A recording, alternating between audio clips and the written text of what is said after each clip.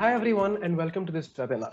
It's based on my master's work titled A Platform for Handheld Ultrafast PCR under the supervision of two professors at IISc, Professor Sai Shivagurthy at the Instrumentation and Applied Physics department and Professor Bhushan Tole at Chemical Engineering. But this isn't a presentation, it's really a little more of a workshop. So I want you to interact, right? The more you interact, the more value I have to offer you. And this will be recorded. So I do hope I have your consent for when you do interact. If for any reason you do not wish to be on the recording, you can use the chat box to speak. All right, let's get started. Test. That's how we curb the pandemic. The world started out with one test for COVID, the gold standard test, the reverse transcriptase, quantitative polymerase chain reaction, quite a mouthful. It's called the RT-qPCR for short, sometimes just RT-PCR. What is it? We'll get to that in a moment. For completeness sake, I want to put the death toll in perspective. There have been about 820,000 deaths due to COVID so far, and that's almost 4 times the toll of the atomic bombs. By the way, COVID is not the only pandemic that we're battling. Tuberculosis kills someone every 21 seconds. And if we can get a fast test for TB, that will save up to 625,000 lives a year. In fact, the present project was targeted. And when COVID hit, we pivoted. Okay, so how exactly do you detect a pathogen? How do you detect a particular organism? What even defines an organism? So the way we do it is using the DNA. All living beings have DNA or RNA, a close relative of that. And the sequence, the DNA sequence, is essentially the code for the organism. It tells it how to operate, and it pretty much defines the species. It's unique. It's written out like this in a double strand, and it's a 4-character code. It's always got one of 4 letters, A, T, G, or C. And if you know the characters on one of the strings, that string say, then you can predict the characters on the other string. It's deterministic. If you have A here, it's going to be T there. If you have G here, it's going to be C there. And the other way, if it's T, it's going to be A, and C, it's going to be G. Now, to detect this DNA, we use a reaction called the polymerase chain reaction, or PCR. So you put this DNA in a specific chemical cocktail, and then you have to heat it to 95 degrees Celsius, always Celsius, to split it into 2 separate strands. So it starts off like this, and you've heated it to 95 degrees, so it's split into 2 separate strands. When you cool it a bit, say about 50, 56, some about that range, that temperature range. And when you cool it down, within the cocktail, there will be small pieces of DNA, these tiny bits that are complementary, that will specifically go and bind to the opposite strand at a location that you choose, and it'll complete the strand in that location. What happens after that? You heat it after that to 72 degrees, and then an enzyme called DNA polymerase, which is the same enzyme that does this in nature, comes and extends this. It completes the strand on both the sides, and it only binds when the primer has bound. They're called primers, these small dots.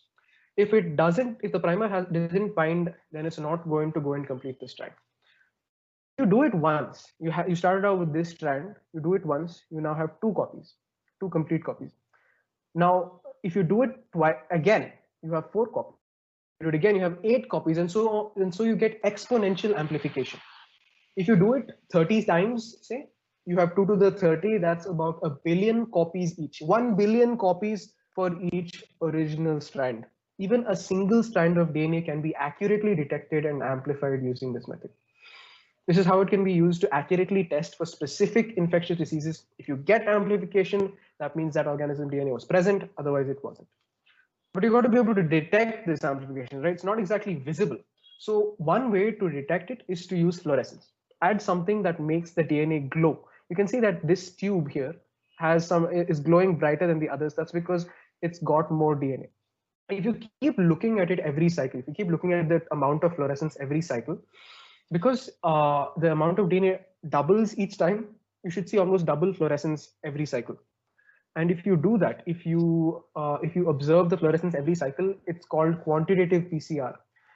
If you look at this graph over here, this is a log of the intensity, fluorescence intensity versus the cycle count. So you can see that it's like it goes up linearly, which means that the amount of DNA is going up exponentially, and it kind of saturates. So it's called quantitative PCR or real-time PCR. And it's called quantitative because if you know when you reached a particular amount of fluorescence, you can back calculate how much DNA was originally there. So if you have a lot of DNA, you'll quickly see fluorescence. If you have very little DNA, it'll take a while. Yeah, so this, by the way, this is what a qPCR device looks like. It's basically like a big desktop machine. It takes a similar amount of power also, 300, 500 watts. Now, in sum, what is qPCR good for? It's extremely sensitive, which means that it will almost definitely pick up DNA if it is there. It won't miss it. It's specific, which means that if it will not mistake one string of DNA for another, it's very specific, and it's straightforward to design. You just need to know the DNA sequence of the target that you're interested in, the target organism, and it's not that hard to get the DNA sequence these days. So what trips it up? What stops PCR from attaining world domination? The same thing that makes it so straightforward, thermal cycling. Every cycle you have to, with that drop, you have to heat and cool and heat and cool. And that's a lot of energy. And it takes time to do this heating and especially the cooling. So it's slow. There are ways around this.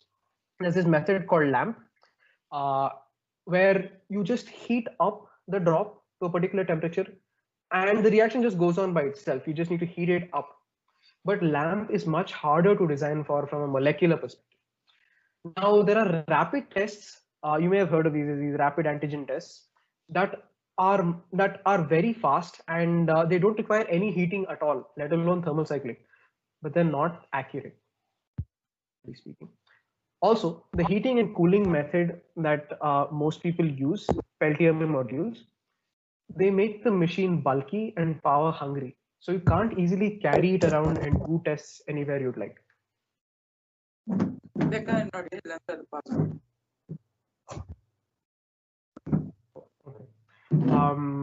Right. So where were we? Right. So these Peltier modules make it bulky, and right. So there's the other aspect as well, which is the fluorescence readout, which can become expensive for these machines, and so people have another technique using paper strips. Now that drives the cost per test up because using the paper strip, like the machine itself becomes a one-time investment, but this adds per test and it's a balancing act. One of my advisors, Professor Sai, is working on making these readout machines more affordable, so you won't need the paper strips. Very much about these readout mechanisms, but here is something I can talk to you about. What if we could cut out all three of the downsides of thermal cycling? Make it energy efficient, fast, and portable. And that's what we're going to do today, and we will do it together. Let me take you on a journey through the problem statement and the solution.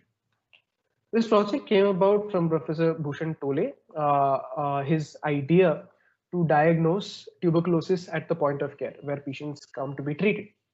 His method involved two modules. One is PM Prep, a device that takes in sputum, which is what you get when you cough.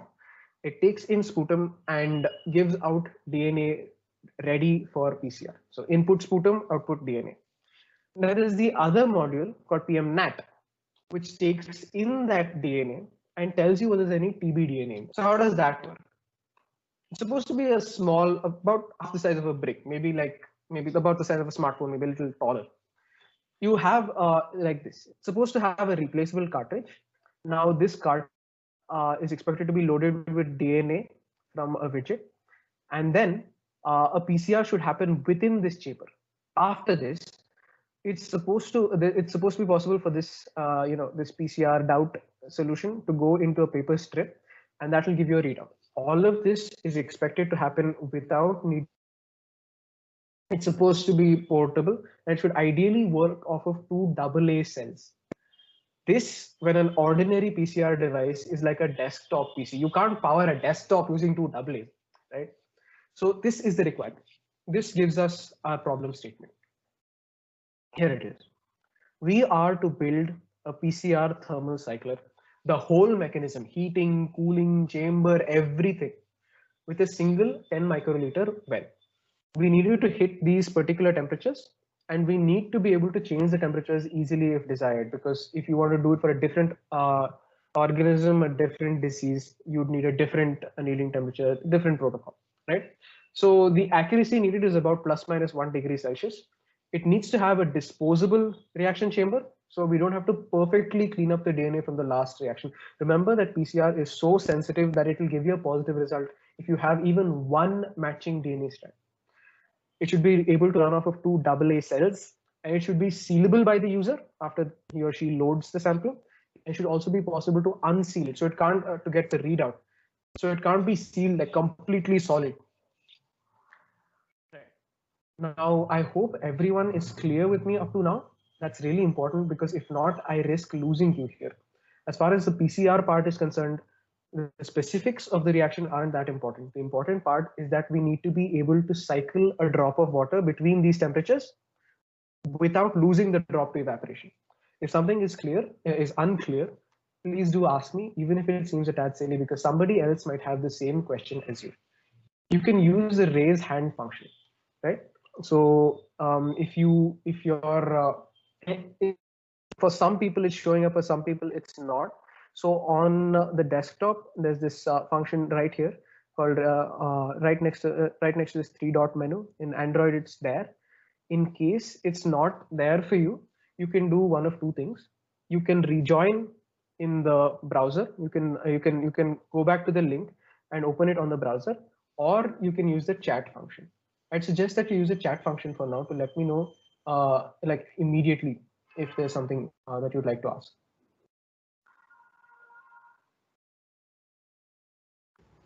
Yeah, someone has raised his hand. Oh, I can't. Okay. Oh, now I can see it. Hi, Piku. Please tell me. Yes, hello. So my question is that once you have like this amplicon that has you have gotten in a large quantity, so how exactly do we like detect that visually without using like fluorescent primers and things like that? Okay, so there are two ways to do it. One way is the primers that you previously used, right? Where are they? Right. So the primers that you've used here, you can tag them with something that causes them to go and stop on a paper strip. That's exactly what's done in this grant proposal. So it goes like it goes and sticks to a particular spot, and there's something else that goes and sticks to the other end. The other end is also sticky. This end is also sticky, and that causes it to give a color. That's one way. Another way is using CRISPR. I am not exactly familiar with how, but you can possibly look that up. So I see. Right. I hope that clarifies it. Yeah, sure. Okay, cool. Anything fundamental from anyone? Any fundamental questions? Okay. I hope I'm audible clearly. Prashant, can you just tell me if I'm inaudible? No, you're audible. At least to me. Okay, good. Some more people are raising hands. 2 people are raising hands. Yes, please. I can't see it yet. Why don't I see it?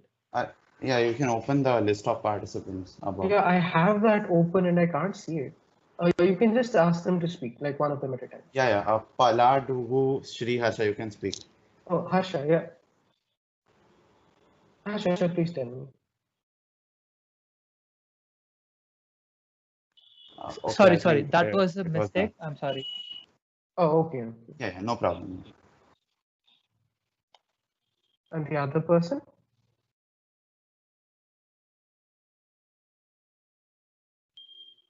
Okay, I'll take it that there are no further raised hands. If you did raise your hand and I didn't catch you, you can just text on the chat and I'll get back to you. All right? Give me a second. Right. Now, with that out of the way, we'll now attack the problem. Now, this is really the meat of this webinar workshop, and I want you to interact, right? If this were in person, I'd ask someone new to speak up every time. And here as well, we will try to do that, but don't worry, I will not force you. And I will also walk you through and try to help you make your point and build your case. Right. So, and you're familiar with the interaction rules. It's just use the raise hand option to let me know that you want to speak. I'll call out a name, then you can unmute yourself and speak. And once you are done, mute yourself again to give the next person a chance. Right. I would like to see your face while I speak so that I can gauge your reaction to what I'm saying, although I won't force you, of course. Right. Now, I would like everyone to feel comfortable talking in this place. I know it can be a bit unnerving to speak in a large anonymous crowd, but I promise I will try to help you build what you want to say. I want you all to unmute yourselves and say hi and turn on video too if you're comfortable with that. All right. I'd like you to do that now. Hey Rajas, Maitreya. Hi. Hi, Maitreya. I'd like you all to unmute yourself and say something so that you feel more comfortable later. Hi, Rajas. Hello, Ma. Hey Rajas, Vishan here. How are you? Hey. Hi, I'm good. Hey Rajas, Padu here. Yo, you can all say it at once. I just want you to get comfortable unmuting, speaking, and going back. Hey Rajas, Manish here. Yo, Manish. I see the gym boys have united. Okay, wonderful. Okay, I'll continue. So if you do feel if you do want to say something, please do. All right. Okay, we'll go back to the presentation now. Right. Now, okay, great. So how do we build a PCR thermal cycle? Let's take a look at how it's normally done, and we'll get a clear picture. Now, normally you have these clear plastic test tubes, and you load the DNA and the PCR cocktail into it using a micropipette, and that's basically a very precise dropper, like an eyedropper. Now, where does that go? It goes into this metal block. This goes into this metal block, usually made of aluminum or copper, and there's this Peltier element over here. It's a device that can. This is what it looks like, and it's about maybe like this big, about half the size of your palm. Now, it's a device that can use electricity to transfer heat one way or the other. It can, transfer heat from here to here and make this hot, here and make this cold, using electricity. So depending on the direction of the current, there's this so here there's this radiator attached to this to dissipate the heat when the heat comes from here to here and to make it cold, right? On top, we have another metal block. Why do we have another metal block? Let's say we put some water on the boil, like say the bottom is at like 95 degrees on a stove, okay? And then we close the lid. After, we expect to see on the lid? We expect to be completely dry? I don't think so, right? There's going to be condensation over there. And where did it come from? The water below. If that happens here, we have all of our reagents in here, all of our reagents in here, and they go all the water goes up there and the reagents stay down there. That's the end of our reaction. That's why the top cover also has to be a metal block, and it's heated. It's typically heated to some 105 degrees Celsius. So it's always hotter than the lower surface. So water won't go and condense over there, right?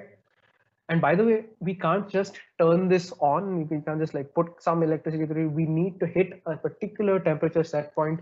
So we need to measure the temperature. We need to be able to measure the temperature. That's what this is for, right? We're not going to get plus minus 1 degree Celsius accuracy without that. And this wire is basically a temperature sensor. Also, we need some logic to control how much power to open here, to apply here, and in which direction. So that we reach our set point as quickly and accurately as possible. We need a control algorithm for that, which is usually a program on a microcontroller, right? A small chip. Now, let's pick out what the aspects are to building such a device. Let's try this out. I'd like you guys to try it, right? Let's.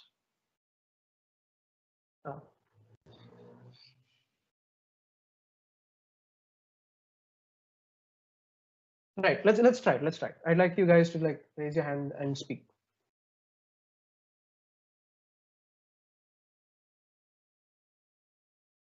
What would be the elements here? Like, I don't mind even if the other presenters would like to speak. Please try. Please give it. So I'll get you started. One thing you'll need is this chamber. You'll need a chamber to contain the drop, obviously, right? Okay, so what else? What are the elements that you need to sort out in order to get this functioning? We have a prototype diagram here. So yeah, let me know. Yeah, so Rajesh, sorry to interrupt you, but we have some questions on chat. You can take them whenever you like. Right. So what happens to the water vapor? You have vapor from the lower chamber and not able to condense on the upper lid. So it basically increases the chamber pressure. Yes, that's exactly what happens. It increases the chamber pressure because it's hot. In fact, at about 100 degrees, if I'm not wrong, it's twice atmospheric. Yeah, because the water boils at atmospheric pressure, right? So at about 100 degrees, you'll have twice as much as atmospheric pressure there.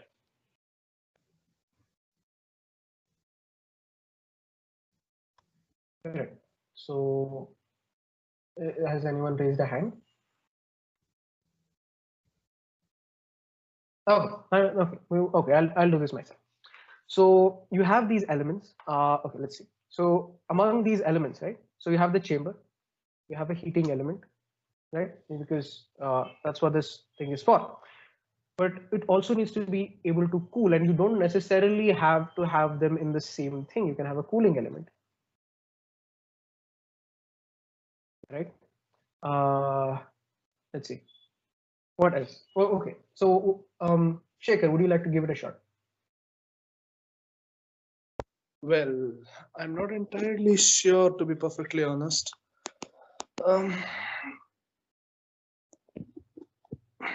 It's never been that So great far in we fire. have. It's all right. Give it a shot. I'd like this to be the important part, so that you guys get to think what might be how you might build your own PCR device. So identifying the aspects would be an important aspect, right? Wait, didn't we include a measurement system so far? Yes, measurement. That's crucial. What else? Is it sufficient if you can heat, cool, and measure? You also need something to link them together, right? Yeah, that's true. So what would that be?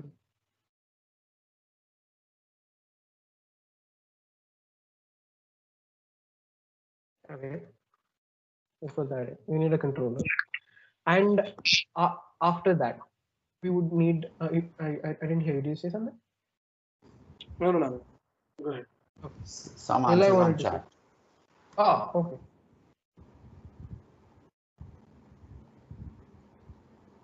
A measuring device, the primers. Yes, that is correct. So there is a measurement device here, and the primers would be part of the solution. We won't deal with the chemistry aspect very much over here. We'll pretend there's just a water drop that needs it.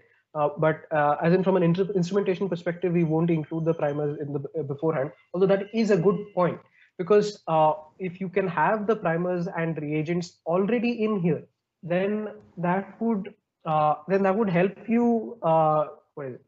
You don't have to add it manually. That's good from a user experience perspective. So right. So measuring device and primers. So let's put that in. Prefixed. What is it? Reagents. Great. I didn't think of that. Thank you. Okay. Nilay, please speak. Won't you also need a kind of a I don't know how to phrase this, the power source that will allow you to heat and cool it properly? Right. You mean you need a power source to right? You need electronics to do the power as well. So let me put controller and power with they're indeed separate aspects. So for instance, like if you want to run this and you want to make it portable, you may need a power bank, right? So let me see. Okay, how is this? There. So we would need a power unit and a controller. Good, that's correct. All right, we also need a readout mechanism, right? So you would need a way to seal this. If you already have, if you're already using one of these cartridges, it's one of these tubes, then it's already solved for you. It's already got a sealing mechanism. It's a seal, and there's an unsealing mechanism as well. Sealing and unsealing and transfer, right? Because you need to be able to transfer, like since we're not using fluorescence at the moment, since the problem statement requires us to be able to transfer this to a paper strip, we need a way to seal, unseal, and transfer it to a paper strip. So wonderful. That was two things that I hadn't thought about. So this is what I had thought about. It'll be the chamber, the heating, the cooling, the measurement, the controller, seal, and thank you for adding the power unit and the prefix reagents. All right, wonderful. Let's continue.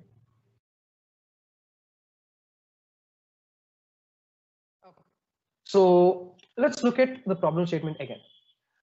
We need this to run off of 2 AA cells, and that is not a lot of power. Let's do a simple back of the envelope calculation to see what the power requirements are. So a PCR takes about 2 minutes per cycle. That's a typical number, right? So for the 95, 50, 72, 95, 50, so 95, 50, 72, that will take about 2 minutes per cycle, and there's about 30 cycles that you'll typically do. So that's about an hour. Now the total energy, so since we're using a 10 microliter well, that's going to be the volume of the water that we're using. That's 10 milligrams. And to take it from 30 degrees to 100 degrees, that takes 3 joules of energy. Now, if we can do that in 10 seconds, that will be negligible compared to the whole 2-minute cycle time, right? Within a cycle, if heating and cooling takes 10 seconds, that'll be negligible. That would be like the best case scenario. And if we want to do that, we need to be able to supply 300 milliwatts, right? So 300 milliwatts times 10 seconds is 3 joules. Now, two Duracell AA cells can supply 2 watts for an hour. Each AA cell can supply 1 watt for 1 hour. So 2 can do 2 watts for an hour. And that means that, so we need to be able to supply 300 milliwatts to the drop, and the cell supply 2 watts. That's 15%. Our efficiency from the cell to the drop should be at least 15%, right? And right. So take a look at this. This tiny 10 microliter drop is over here, and to heat and cool this, we have so much mass. All of this is in contact with the drop, so all of it must heat and cool with it. The mass of all of this happens to be some 40,000 times larger than the drop itself. 40,000. Even if you hit 100 drops like this at once, like you typically have like a grid of 10 by 10 roughly. It's 96 wells typically, but anyway, the same metal block contacts 100 of these vials, and even if you do that, you have an efficiency of about 0.25%, 0.25% when we want 15% or greater. That's considering just the mass. And that is not going to work for us. We need to cut away at this mass. We want to minimize the amount of, and not just this lower mass, but this mass too, if we can. So is there any way to cut out this top mass? I just want to give it a shot. Like, how do you, is there any way to get rid of this top mass? Like, I'd like you to give it a shot. Perhaps Pritu or perhaps Manish or anybody, literally. Why did we have this? Right. Prashant, you want to give it a shot? Anahata wants to speak. She has raised her hand. Yes, please. Could we hollow out the metal so it still conducts and maintains the temperature, but it's not as much mass? That's a good idea. In fact, that is a good idea. You would want to have only the minimum amount of mass required to contact this and shave out the rest. That is a good idea. That is one optimization you could do. But there might, okay. So Anahita, why did we have this in the first place? What was the point of this block? Okay, I didn't join right at the beginning, so if anything else was mentioned before, I'm not sure. But you had said that it was to ensure that the water vapor doesn't condense at the top, so you don't have your solution evaporating. And it just needs to be at a higher temperature than the bottom. So I think that can be achieved even if it's hollow. But if there was any other thing which was mentioned, I'm not sure. Right. So you said that we put this here to keep it from evaporating, right? Yeah. Right. So it can only evaporate and condense over there if there is somewhere for it to evaporate. Right? There has to be a place. So if it's okay, okay. So that's a hint. You want to try it? Like it can only go from here to there if there is extra space over there, right? So we could like make the chamber like exactly the size of the drop. Exactly, Like that. exactly. Right. That's exactly right. So you can do that. And so basically you can cut it out. You can cut out to make it exactly the same size. And so you won't need that upper block. So you can eliminate it completely. Right. So that's a good one, people. And right. Wonderful. Was there something else you wanted to say, people? Okay, you were saying won't hollow metal be a problem since air in itself is a good insulator? So the thing is that the metal will form a conducting path to the cold spot, right? So even if there is air in between, it doesn't have to flow through the air. If you have very thin metal, then the metal will not have that much thermal conductivity. Agreed. But then simultaneously you also have less mass to heat. The other thing is that because the top part is going to be at a constant temperature, you don't actually have to provide that much. You don't have to heat and cool, and heat and cool doesn't take that much energy. But I wanted to give you that because it's a relatively easy one, because I want you to try the next one, right? So right, when you can use a lighter metal, yes, you can use aluminium or aluminium because it's light, and or copper because it's conductive, but you can choose aluminium. So once you heat it up, the amount of loss that you have to the environment just depends pretty much on the shape, not that much on the material you use. So the initial cost will be reduced if you use a lighter metal. So that's good. Now that we got that, Shruti wants to speak. She has raised her hand. Yes, please. Hi, Rajas. Hi, Shruti. Reducing this chamber size would reducing the volume of the reaction won't limit your device to be for a particular volume of reaction. Like if for now you want to design it for 10 microliters, but in future you want your reaction is something that needs 20 microliter, but your device might not be compatible with that. So Agreed. do you have you'll have to modify the cassette to account for the new this thing. Agreed. Yeah, so maybe that, because for every reaction you might have to have different types of cartridge. Right. Wouldn't that be a problem, like for its universal application or something? Right. Yeah. So I'll show you how we did it exactly later. And the way we did it, it's very simple to modify the volume requirement. So we'll get to that later, and perhaps then you can tell me if you think that that's not the best way to do it. Okay, is that all right? Yeah. Okay. Okay, great. Maitri, I wanted to talk.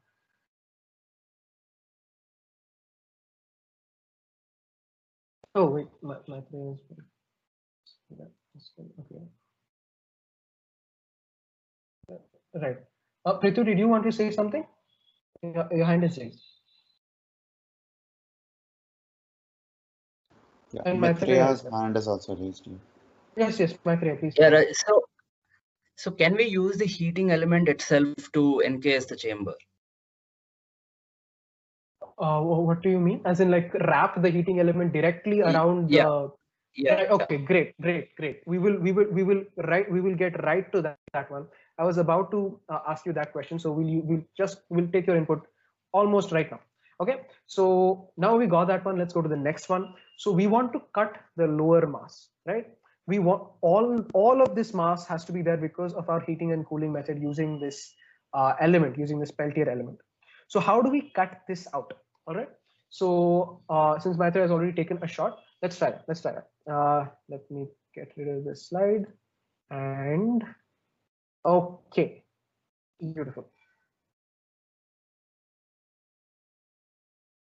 Okay, now, okay, so let's talk about heating methods. Okay, and we'll talk about cooling methods as well. Okay. So Maitriya's idea is to change the okay, how do we get this? Okay. Right. So Maitriya's idea is to wrap the heating element directly around the around this. So how do we do that? How do you propose that what sort of heating element do you propose that we use? Maitriya. Yeah, just thinking. What sort of heating element? I think you already had something in mind when you said wrap it around the.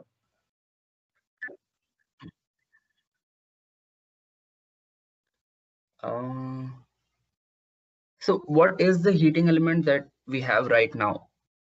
Oh, okay. As of the typical method is to use this Peltier element, which hello, can you hear me? Yeah. Hello. Yeah. Okay. Okay. So the typical method is using this this over here, this Peltier cooler element, which is like a flat piece that can transfer heat either that way or this way, right? So that, as you say, as you clearly point out, that's not that's not optimized for the shape. So there's two ways. So as it turns out, this thermoelectric cooler is not internally just a flat piece. It's not some monolithic thing. It actually is a bunch of tiny, like it's all have you seen those small magnets, those tiny cylindrical magnets? It looks like that. It's a bunch of those laid out in this series. So maybe you could actually make this in such a way that it touches this. So you can alter the shape so that this wraps around. That's one way. But I think you already have something even better in mind. How about this? So okay, one is Peltier wrap around. Okay, so well, let's them put around wrap around. So when you want to heat up water in a tub, you get something that you can put in the water, right? A certain appliance.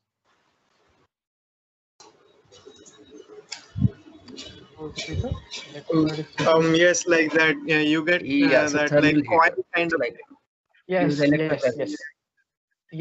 It's just a resistor. It's just a wire, yes. And you can use that. You could wrap that. You can wrap a wire around this, right? That's resistive heating.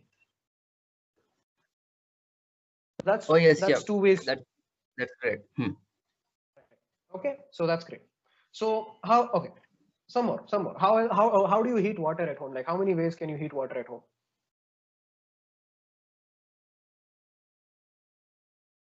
Shruti Soni has her hand raised.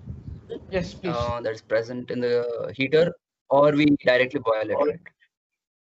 Okay. How did you say that? You're saying?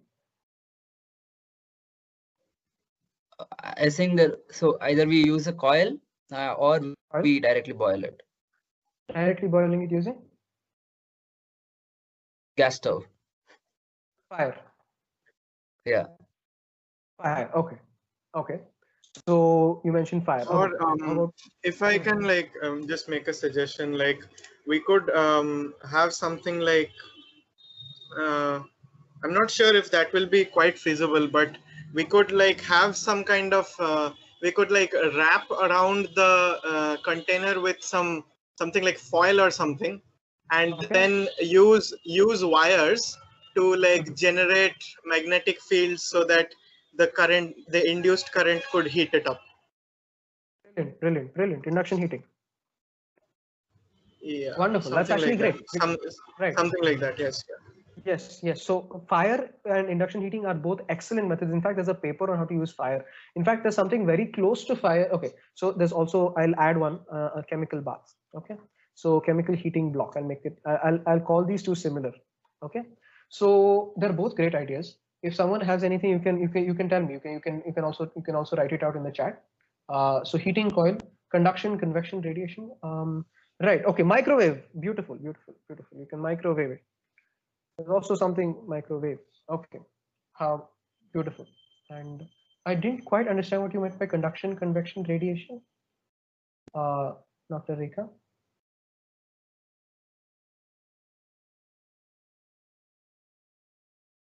Okay. Let me talk about these. While I'm on this one. So right. So fire is wonderful because in fire you don't have to supply the electricity. You don't have to actually run it off of the AA cells. You have a separate method or something that you light, and then all you have to do is direct that energy into the well. So you can use maybe a sort of tapered metal block, and if you move it, if you move and on the end is the well. So if you move it closer to the fire, it gets heated up, and if you move it farther away, it cools down. So that's one way in which you could use fire, and it's great because you don't have to use electricity for that. Even a minimum amount of electricity, maybe you can run it off of a button cell, and two AA cells would last many reactions, and you've offloaded the heat energy requirement, and that's great. One possible downside might be that fire can be a little harder to control because you have to start it, right? From a user experience perspective, you have to start the fire, which might be a little difficult. You have like an oil or something like that. If you use gas, that can be that could work actually. A gas, like you have lighters, right? So that's good. A chemical heating block could also be used, except it's a similar principle minus the dangerous aspect of a flame, right? Induction heating is a great idea as well. Induction heating allows you to minimize the amount of. That's actually a very important method, as is microwaving. Microwaving allows you to microwave and induction heating both allow you to minimize the amount of mass that that is non-chamber. You can cut out all of this extra mass, and the heating element is over here, the heated element is over there, so you can heat and cool it very quickly. The only constraints might be that induction heating and microwave might be a little hard to optimize because you might have leakage. So there's another very common method that we use to heat water in our homes. It has something to do with your roof. The fire hazard. Yes, exactly. That is a fire hazard. Right. So right. So I think solar heating, right? Exactly. Solar heating. Yeah. I think that's what my mom meant. Conduction, convection, radiation. Convection is another method, right? So convection is hot air, right? And I don't think the hot air also minimizes the amount of mass that you have. So it's actually commercialized. There is a machine called Rotogene that actually uses, I think Rotogene, that actually uses hot air to heat up the contents of this, and it's very fast. Right? The constraint might be that heating air is hard. So you use a lot of energy. You use this very hot coil running a lot of energy to heat the air in the first place. So that can be hard from an efficiency perspective, but it can be very fast, right? So, right, solar heating. So in fact, this is what I was going to get to. Solar heating / light. And since I'm going to be talking about it soon, we ended up using this. I'll not talk about it right now. And I wanted you guys to talk about cooling as well. So if you have any suggestions, you can perhaps text it out quickly, and I can also so that we have about 15 minutes to finish the remaining slides. So you can tell me. Okay, let's just take 5 minutes. Let's just take 5 minutes. All right. Tell me if you have any cooling methods in mind. How do you cool something? Cold water. Making cold, like putting it in running water, cold water. How condensers work. Water cooling. That's the way you cool a PC. Wonderful. That's going to be very fast. In fact, there is a paper on using water, hot and cold water, and cycling it through this, and that's going to be very fast. And if you do it correctly, you can be pretty efficient as well. You just move the hot water through, and it heats up, and then you move the cold water, and then they don't have to come into contact. So it can be very fast and efficient. Although you do need to figure out how you're going to pump it. So that is cooling using water. What next?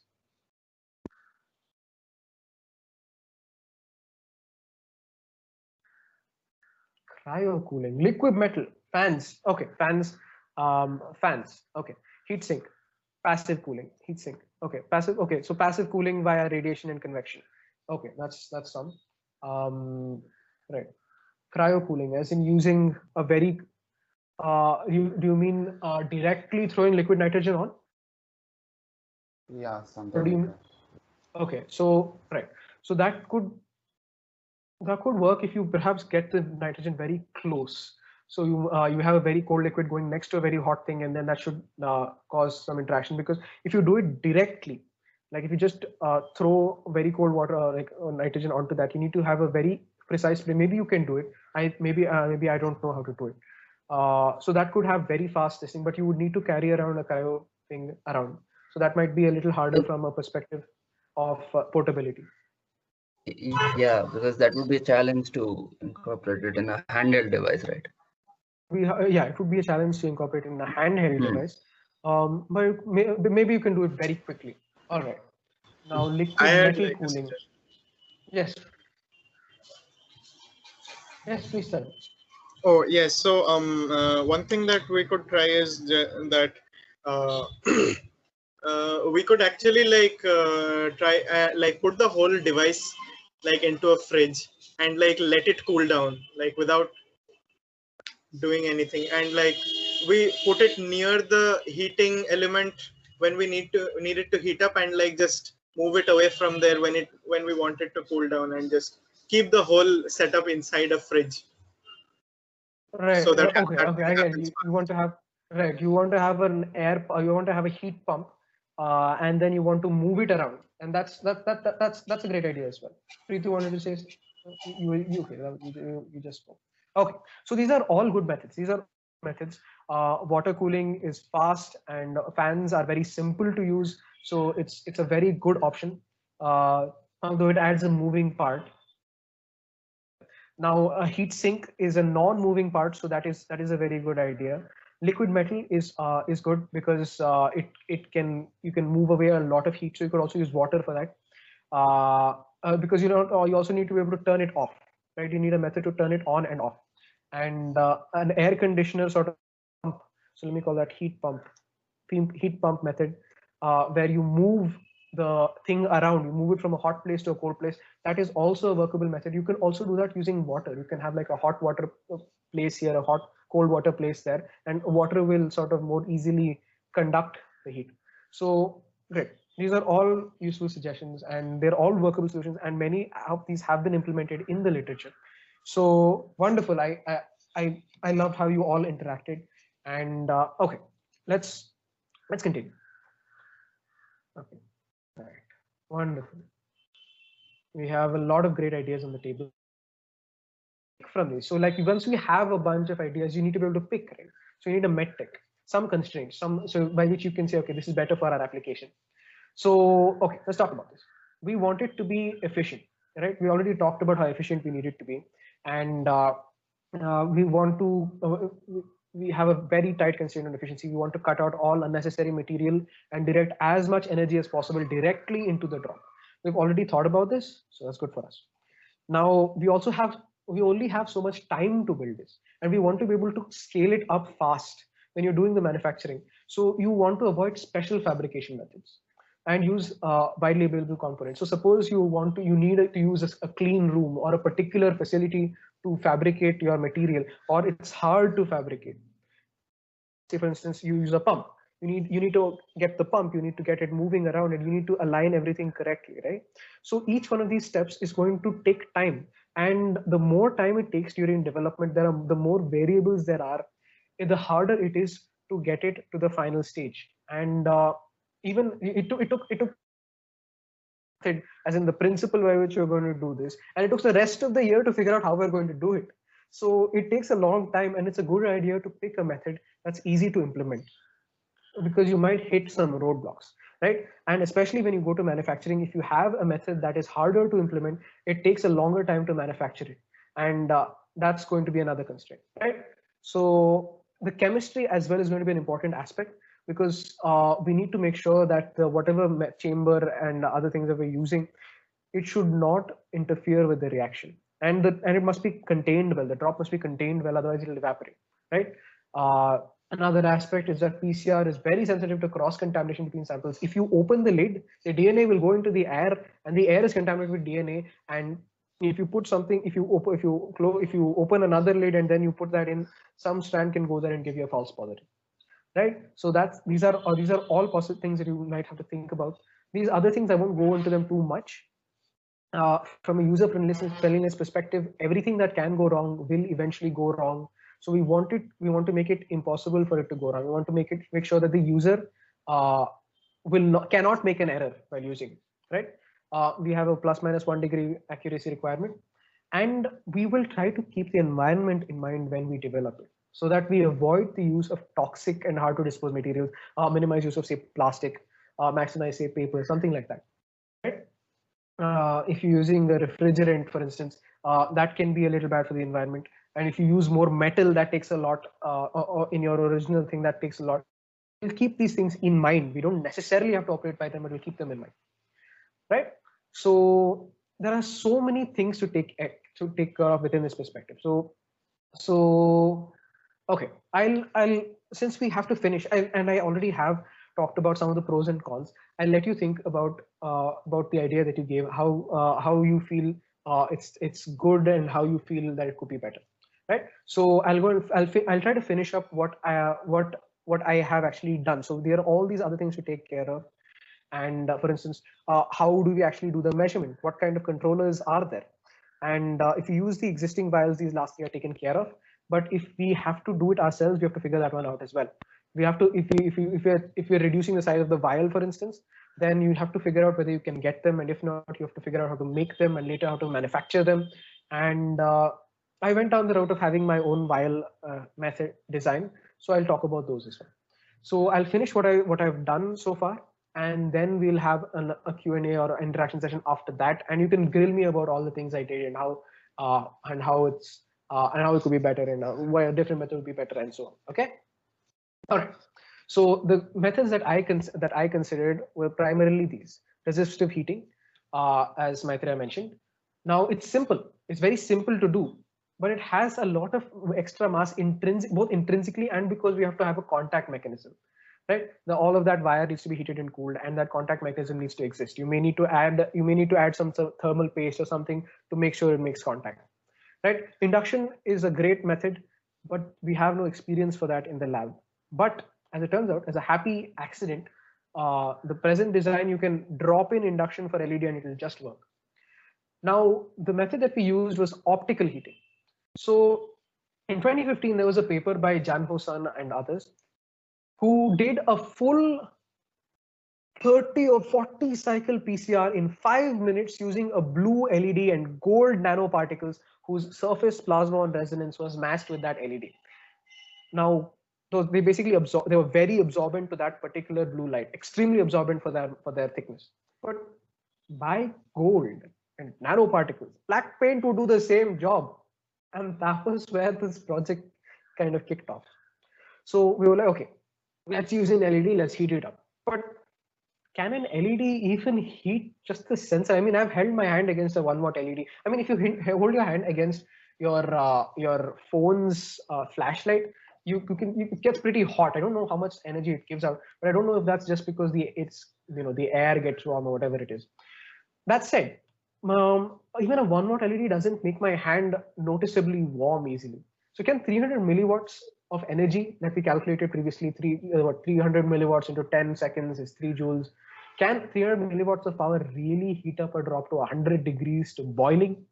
So we tried an experiment. So we had a 350 with just the sensor, the thermistor, using a lens, and 70 milliwatt hits this. And if we have no losses, we expect it to rise 70 degrees in 42 seconds. What did we get?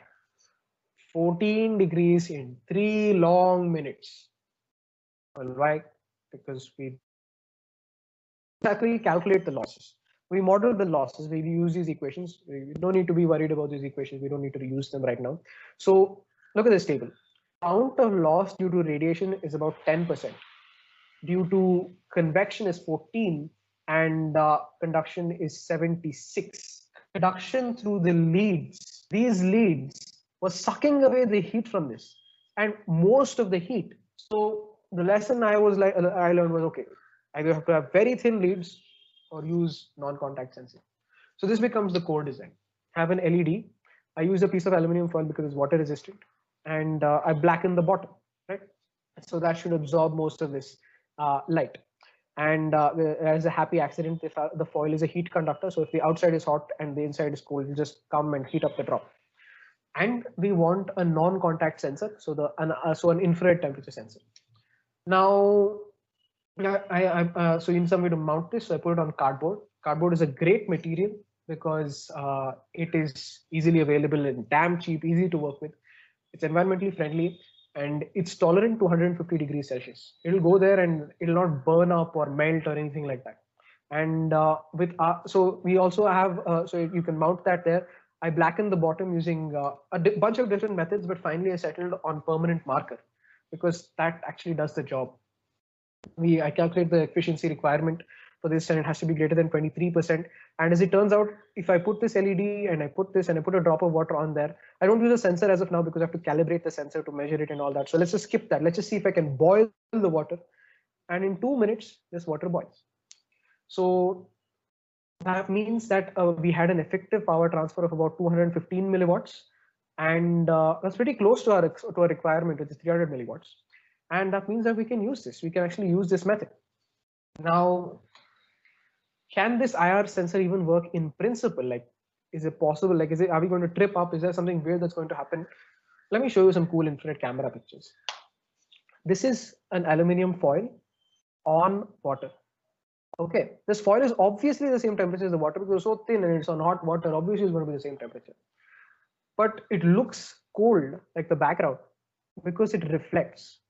Even in infrared, it reflects, just like it does in the visible spectrum. It's like, what is the color of aluminum foil? It's the color of whatever is looking at it, right? So it reflects, and so you see this color term. So if you see this, if I put a drop in the center, a drop of water, and that drop of water is the same color as the surrounding water, right? It's not a hole. This is here also. It's hot, so this is hot, and so basically the foil emits its own light, but this reflects. So it's a good idea. It's a good thing that we saw it through the infrared camera. Now, these squares that you see, they're squares. It's polydimethyl siloxane, and never mind what it stands for. It's a biocompatible material, and this is what we'll use to seal the drop and keep it from evaporating. It's got 3 layers. It's got there's a sticky part in between. A sticky, it's like glue, but like it's gluey, and it's got 2 layers. It's got a layer here and layer there that are meant to keep it from sticking to everything in transport, just like double-sided tape, right? So you remove this, and you can directly stick it like that, and you can, if you wish, remove this, or you can keep it on. And in fact, so if you remove the top layer, it's a thin layer, and you can see it barely affects the foil reflection. But if it's a thick, if you keep that other plastic layer, it looks the same as the surroundings, and that's all good for us. So we also look at whether the LED heating actually works and it's not just some weird effect, and it does. So you put a cold drop on a piece of aluminum foil, the back is blackened, turn on the LED, it heats up, that's 70 degrees, and it shoots up at 5 degrees per second. So that means that our method is working. So I mount the sensor onto the right above the aluminum foil, and I want to check if it's working all right. So I check it against a thermocouple, and I find this like very satisfying graph with an R-squared of 0.999. But that's not actually, there are some issues, but never mind. It's a good, it passes a preliminary check.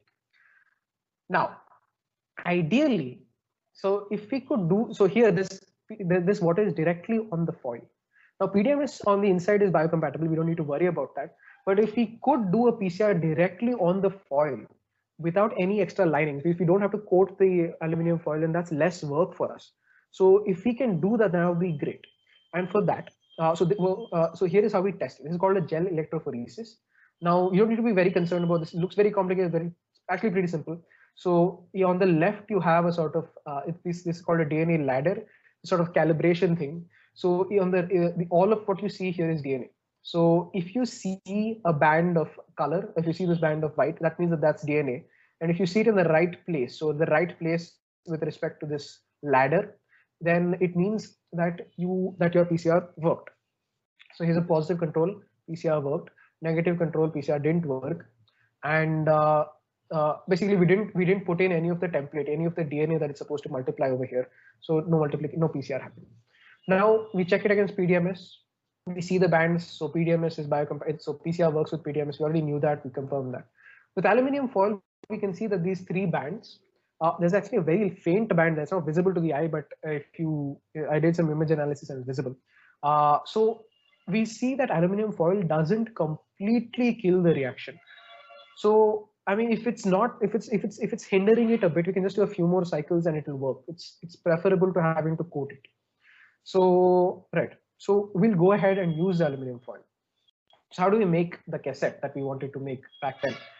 So here's how. So I built this machine. This is a small jig. It's laser cut, and basically it takes in a small piece of aluminum foil and indents it, makes a well, and this is mounted onto a piece of laser cut cardboard. Cardboard because, as we previously mentioned, it's environmentally friendly and good and easy to work with and all that. And this is what the assembled cassette looks like. Here's the back, black, and here's the front with red. So you got to seal this too, right? You got to be able to seal this well. And how do you do that? I use that 3-layer PDMS tape. I cut off the bottom, the bottom part. So this part has been cut off, and I stick that directly onto the cardboard. It's stuck on the cardboard over there. And the remaining part is just like a screen guard. So it's this 3-layer tape, and you remove this. If you remove this bottom part, this becomes sticky, and you can remove it, and then you can just sort of press that on, and that should seal it. And that did seal it. So we put it all together, and this is what it looks like. There's the LED. The LED is this holder for this cassette. There's a cassette, and there's the blackened foil, and there's a BDMS tape there. There's the IR sensor on the top to measure the temperature. In operation, that comes almost down to touch it. And there's the microcontroller which takes in the input from the sensor and then controls the LED. We now need just one thing. We need to figure out how to we need to tell our microcontroller how to control the LED to get the water to the desired temperature. I wrote a PI controller, or a proportional integral controller. It basically means that that it will supply more power to the LED if the drop is cooler than we want it to be, or if it has been, just a little lower but for a long time, it will sort of integrate that error. It will say, okay, it's been low, I probably need to turn it up, and it does that. So it's not very important exactly what that is. What I need you to look at is the fact this is 25 seconds. This is about similar, so it's about a minute and a half. It's a reasonably fast thermal cycle. So we have a thermal cycle here. In later experiments, we show that the best speeds that we get without any optimization, is just the first pass, is 10 degree per second ramp up and 8 degree per second cool down. And that means we can do a PCR in 10 minutes when it normally takes an hour. And we can add 5 minutes for some hot start file elongation. It's okay, that's not very important what that is. So in 15 minutes, you can have a reaction. And if you optimize it, you can have it even faster. So we are finally ready, now that we've written this controller, to have to try a PCR. So let's try it. Let's try a real PCR. Here it is, our lack of bands. We don't see any bands, it means it didn't work. Our first 2 trials didn't work because we made some mistakes, but here we didn't make any mistakes as far as we could tell, and we didn't see any bands. I can't even see the primers that you could see in the negative control. You could see the primers at least, but yeah, nothing, it didn't work.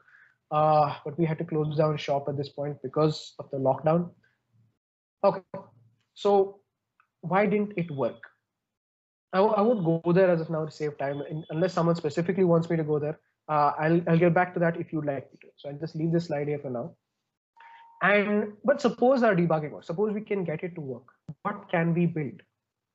We can, there are LEDs.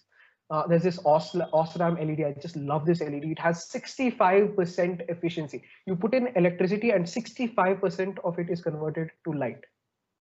And that's extremely efficient. The normal LEDs that you get in the shop are some 10%, 20%. So it's very good. It's used for photosynthesis. And you get these for about 100 rupees a piece. And that's pretty cheap when compared to a big device. And or you can use any high power LED, the typical ones, generic ones that you get for 20 rupees off of Amazon, or even cheaper, you can get them in person. And we can get an overall 20% efficiency from electricity to the drop. 20%, which is greater than the 15% requirement that we had. And if you use a common LED, you can get some 10% efficiency, or maybe a little less. But overall, this means that of a typical power bank, a consumer 10 amp hour power bank, the same size as a smartphone, you can run this for 20 hours. You can have PCRs running for 20 hours. If you do the fast PCRs, that's 15 minutes per cycle, that's 4 in an hour. You can do 80 PCRs on a full charge. And you can also use a solar panel to power it up. You can run it off of 2 AA cells. They'll run for an hour, which is long enough for 1 traditional PCR or for 3 to 4 ultra fast PCRs. here's some future directions. I won't actually get into this. Like, it's possible. This is basically an explanation of how you can add fluorescence measurement to it and do it efficiently. So yeah, right. I won't get into that. It's how to convert this PCR device, because we haven't included a readout mechanism, into a qPCR device, right? Now, where can we use this technology? This is affordable ultra-fast PCR. The device will cost about 6,000 rupees to build, the PCR part. This could be useful in remote medical facilities and in rapid testing. In remote medical facilities, because they don't have electricity. In fact, there was a story from Africa where this professor Manu Prakash went to visit, and they were like, okay, we want to do malaria testing. And he went to their lab and he found the doorstop was an ultra centrifuge. They centrifuge as a doorstop because they had no electricity. So the lack of electricity and lack of infrastructure is really important in remote medical facilities. Even in India, there are facilities without buildings. They don't have a building. What? I don't know how they work. So yeah, so we can't assume infrastructure. Now, it could be used for COVID testing, and if this takes off properly, it could become a consumer PCR device. Like, you could have it like a smartphone, and you can use it for pathogen detection in, say, animal rearing or agriculture. Detect what disease the plants have. Farmers can use that. What, 6,000 to be affordable compared to a full crop yield. You can cut out, so on. I'm happy to say that we've filed 2 provisional patents about this. And well, summing up, we have proven the concepts for an ultra-fast, that's 10 degree per second PCR thermal cycler. The device would cost about 6,000 to build and can potentially bring the cost of a COVID test down to about 300 rupees or less, and a turnaround time to about 15 minutes from sample to answer, from the sample, the saliva test, to an answer, 15 minutes. This could be very accessible in rural areas or places with no electricity, because you can run off of a solar cell, you can run off of a power bank, and or on Duracells. It's manufacturable using widely available parts and processes. I manufacture this using my hands and a laser cutter, yes, but right. So it's not hard to manufacture, and because of its simplicity, it doesn't suffer from the supply chain issues nearly as much as traditional instruments, and it has the potential to be converted into a qPCR instrument via those last slides. So if that happens, it could really improve COVID testing significantly at the point of care. And that's what I wanted to say. So let's go to the Q&A. Please tell me if you have.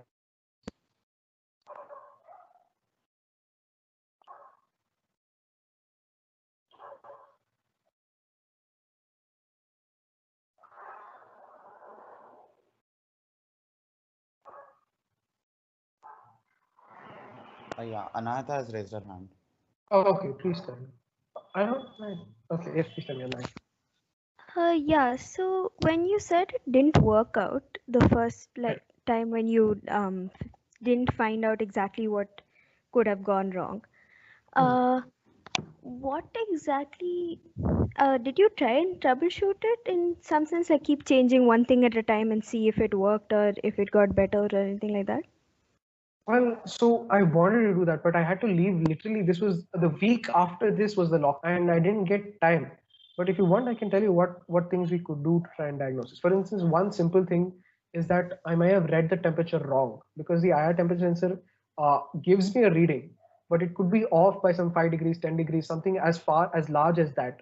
And if that is the case, then my temperatures were all wrong, so the reaction never happened, or it was all too low, or it could have been all too high, and it would have burned up the enzymes. That's also possible. It's straightforward to check. You just have to check if the reaction is it's undercooked, so to speak. You can put it into a regular machine, take the reaction mixture out, put it in a regular machine. It should work. If it's overcooked, you put it in a regular machine, it should not work. Right? So there are other potential issues as well. Maybe it got trapped behind the PDMS. Maybe the aluminum foil, because of the large quantity, is inhibiting the reaction. All are potential reasons. But there are ways to diagnose each one of them. And if I can get to the lab again, then I can start diagnosing them. So there is that. Does that answer your question? Yeah, I was just curious. Okay.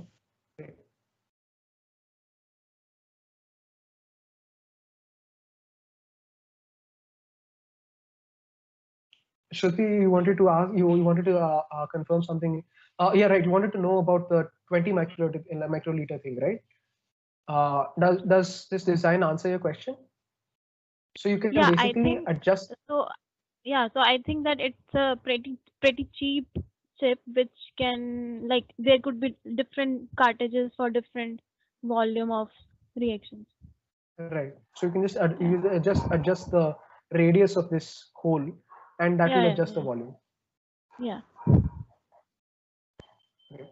So any other questions? You can ask anything you'd like, even if it's you can ask it on chat perhaps if you're more comfortable there. Excuse me, like I had a question. Yeah, Preeti.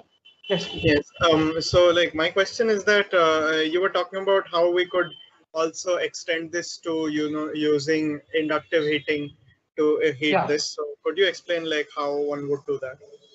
Right. So I've got this black coating at the back, right?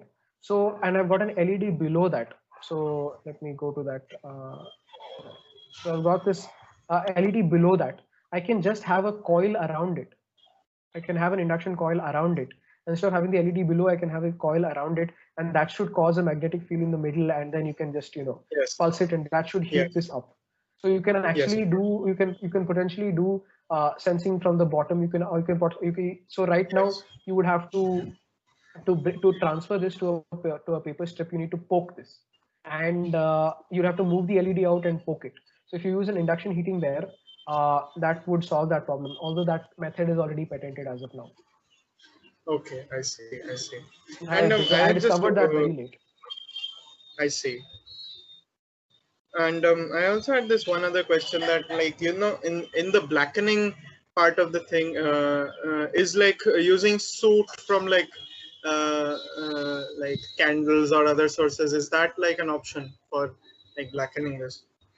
Because it would be like it would essentially make it more absorbent, right? If we use soot or something, like it would be less shiny and all. I did exactly that. I don't know. I don't know if like that.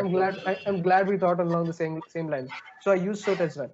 I use the soot from a candle flame, and I tried it for 1 second, for 2 seconds, for 4 seconds. As it turns out, with 4 seconds you get like extreme absorbance with and it's a matte surface, so minimum reflectance. So yeah, so it is very good. Except the problem is that soot the coating is so fragile. If you just touch it, it just goes away. Literally, just touch that coating, it just goes away. So you need to stabilize it. So maybe I could spray. That's one possibility, but that will increase the mass. So I use black OH3 marker because it's so easy and you can't go wrong with it. Just scribble with it, and if it works. I could later go back and change this up for something better. Maybe I can use Vanta Black.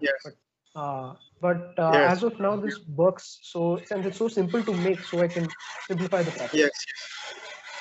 So like if we actually like used soot and like wanted to make it stable, I have like seen some of my friends who like do drawing with charcoal and all. They have some setting spray that they use for setting those drawings. So is that something that one could use to make it less stable, more stable?